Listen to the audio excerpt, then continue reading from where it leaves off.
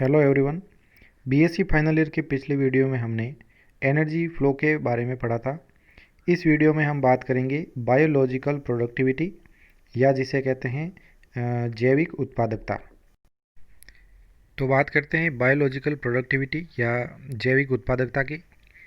The rate of biomass production और the amount of food energy produced और obtained और stored by a particular trophic level per unit area in a unit time is called productivity. तो उत्पादकता जो है वो इस प्रकार परिभाषित की जा सकती है कि इसे बायोमास प्रोडक्शन की दर को भी हम बायोलॉजिकल प्रोडक्टिविटी कहते हैं। तो बायोमास होता है जैव भार। तो जैव भार का जो उत्पादन है किसी एरिया के अंदर किसी निश्चित समय में अगर होता है उत्पादन बायोमास का तो उसे प्रोडक्टिविटी कहते हैं। या इसे कहते हैं amount of food energy produced, यानी कि इनमें जो फूड एनर्जी या भोजन की जो मात्रा है और उनकी जो ऊर्जा है कितनी उत्पन्न होती है उसकी मात्रा को भी प्रोडक्टिविटी कहते हैं। और या तो वो प्राप्त की जा सकती है या उसे स्टोर किया जा सकता है या संग्रहित किया जा सकता है। तो किसी भी एक पोषक स्तर पर अगर बायोमास का प्रोडक्शन होता है उसके दर को जो है हम प्रोडक्टिविटी कहते हैं। It can also be defined as the energy accumulated in plants by photosynthesis.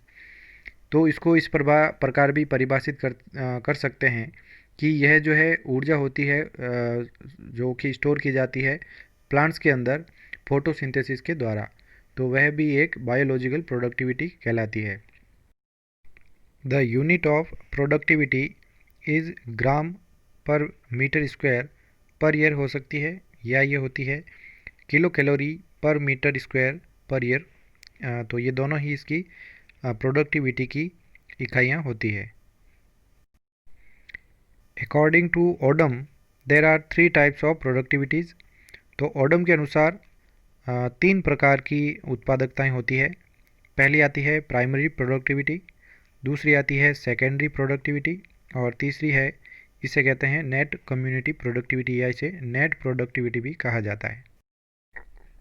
तो बात करते हैं सबसे पहले प्राइमरी प्रोडक्टिविटी की।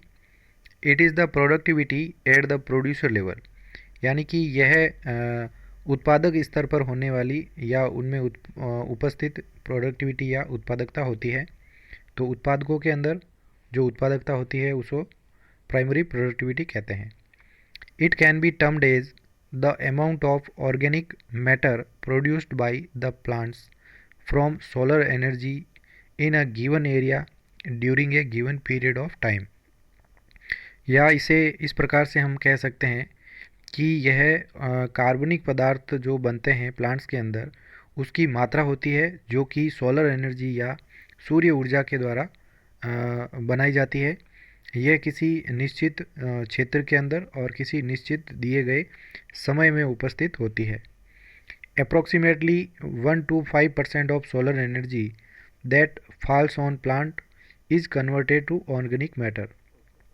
तो लगभग 1 से 5% जो सूर्य ऊर्जा होती है जो कि प्लांट्स के ऊपर आके गिरती है ये कन्वर्ट होती है ऑर्गेनिक मैटर या इसे कहते हैं कार्बनिक पदार्थों के रूप में। Primary productivity is of 2 types. तो प्राथमिक उत्पादकता भी 2 प्रकार की होती है। पहली आती है ग्रॉस प्राइमरी प्रोडक्टिविटी या इसे कहते हैं जीपीपी शॉर्ट के अंदर, यानी सकल प्राथमिक उत्पादकता। This refers to the total amount of organic matter produce. ये संबंधित होती है जितना भी कार्बनिक पदार्थ बनाया जाता है उसकी संपूर्ण मात्रा को हम ग्रॉस प्राइमरी प्रोडक्टिविटी कहते हैं।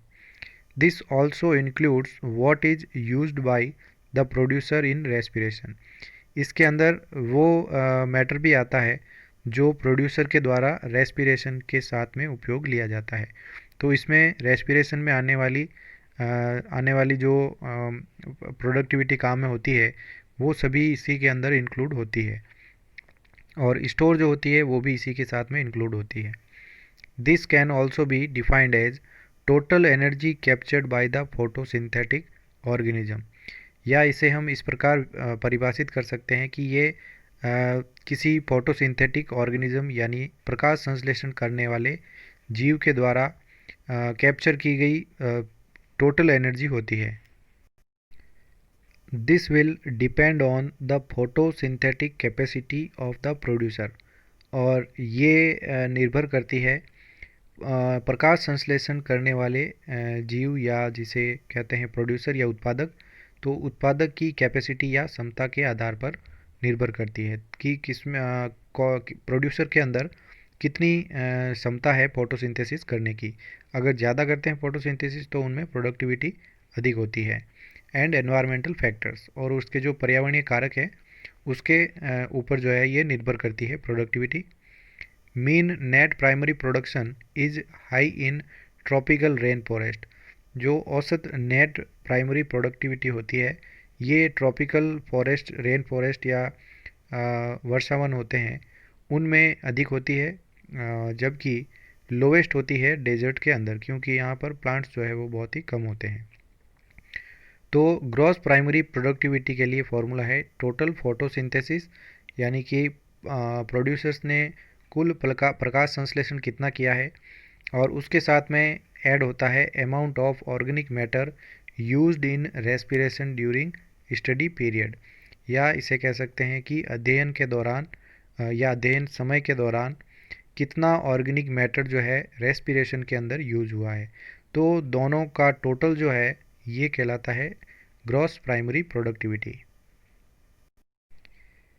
दूसरा आता है इसमें नेट प्राइमरी प्रोडक्टिविटी, जिसे शॉर्ट में एनपीपी कहते हैं।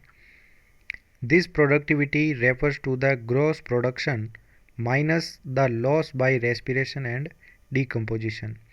तो ये जो एनपीपी है ये संबंधित है ग्रॉस प्रोडक्शन या संपूर्ण जो उत्पादन होता है उनमें से माइनस कर दिया जाए रेस्पिरेशन और डिकम्पोजिशन, यानी अपघटन में खर्च हुई ऊर्जा को अगर उनमें से हटा दिया जाए तो पीछे बचने वाली जो प्रोडक्टिविटी होती है वो एनपीपी कहलाती है।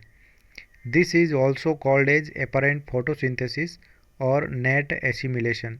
इसे हम कह सकते हैं शुद्ध फोटोसिंथेसिस, या इसे कहते हैं नेट स्वांगीकरण। It is the net stored energy in the green plant. और जो एनपीपी होती है ये हरे पादपों के अंदर जो संग्रहित नेट एनर्जी है उसे हम एनपीपी कहते हैं।